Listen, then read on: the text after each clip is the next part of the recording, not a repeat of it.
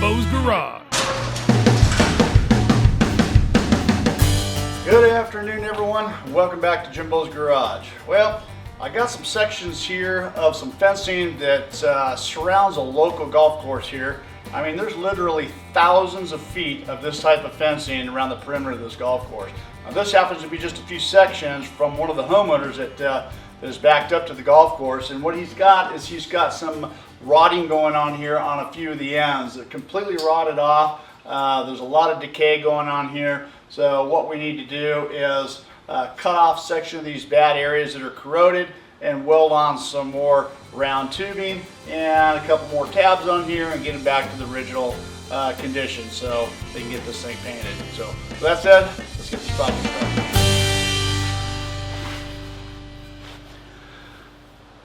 Okay, so I don't know if you guys could see this or not, but I'm getting ready to move these panels into position to start working, and I just happened to realize I see what appears to be some sort of a spider web down in this corner right here.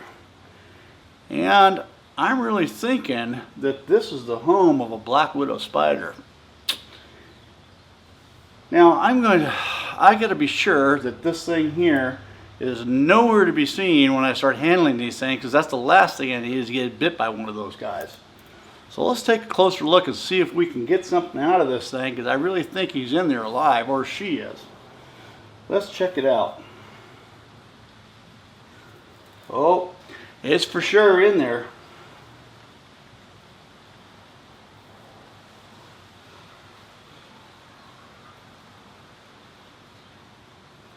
Boy, she's about to have some babies too.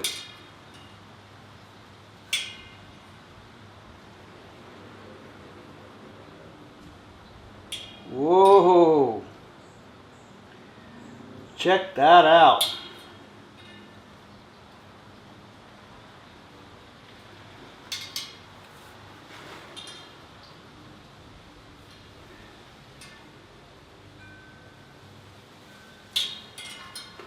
She's about to explode right there. One more day, there would have been millions of these little guys around. My mistake. Not a black widow, a brown widow. Not quite as poisonous, but nevertheless, bit of a problem. All right, so I started out by cutting this 1.5 by 1 inch, 1/8 inch thick stock for the tabs I'm going to be needing. And you can see I'm using this wood spacer. That's going to help, cut the lengths. I got a lot of them to make. And once I did that, I took the existing tab and just scribed the radiuses on these. And once I got all that done, over to the belt sander, and that's just a lot of grinding, but this is like a 60 grit or a 40 grit belt, so it made pretty quick order of this. I don't have a porta-band or a metal bandsaw just yet, but yeah, this worked pretty good. Got a lot of them to do, so it took a little bit of time. And then after that, I had to drill out the holes for these to finish the tabs. I'd made this wooden jig right here, and that helped speed the process up quite a bit. The only downfall is every time I drilled one out, it collected a lot of metal chips inside the jig area, and had to, every time I drilled one out, I had to clean it out. But other than that, pretty good. It went pretty fast. There they all are. The next step is to cut this galvanized. This is 1 3/8 galvanized tubing, and this is matches the existing size of the tubing that's on the top and bottom rails of the fencing. And I had to cut these blanks right here, and this is what I'm going to be cutting off for the decayed areas of the fences. And I just wanted to, I'll be welding the tabs to some of these, and some I won't. But I'm just grinding off the galvanized right here. So when I do the welding, it makes for a cleaner weld. Galvanized and welding don't really get along. Not to mention the fumes aren't too healthy. You can see here it is. I'm just I had to make several of these, maybe 8 of them or so, and I had to leave some tabs just by themselves. So here's the first one. You can see the corrosion on the end right there, and I just this is how I handled that. I just cut off the ends at the corroded part, and then matched it up to the length that I needed, and then I just went ahead and ground down as I needed around the fence here to get that paint and galvanize off to make for the welding a little bit better. Once I did that, just some final measurements to be sure that I'm in the same dimension as what it was there before.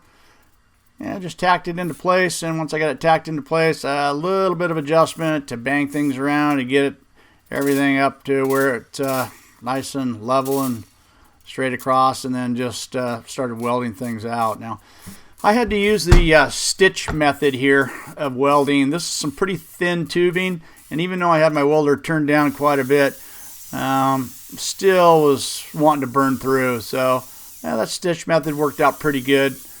And then here I am with a flap disc, and just finishing up the welds and grinding things flat.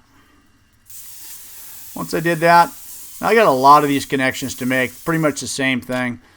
I use this cold galvanizing compound. This is what the customer wanted to use, and I gotta say I'm not a real big fan of that, but anyways, here's one piece that the galvanized I didn't grind off, and you can see all the fumes coming off of there, and it just spit or spattered. Nothing worked really well, but yeah, that was just one. The rest of them I had done. So there's a couple of different methods. This one here is just cutting off the very end and then just welding the tab on the end right here. And the other one, as you know, is welding the tube on. So a couple of different methods, and from this point moving forward, it's just a bunch of welding, and I provide you guys with a lot of shots, and a lot of different shots, a lot of different angles.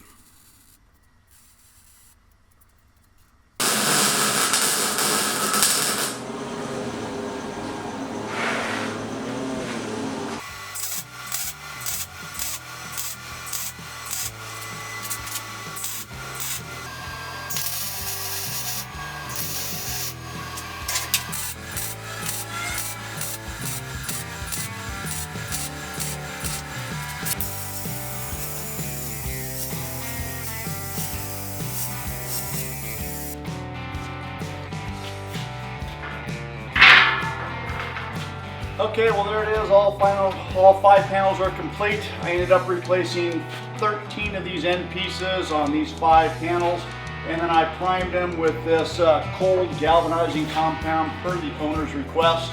It is not my responsibility to paint these panels. They're going to be painted by an outside contractor after they're installed.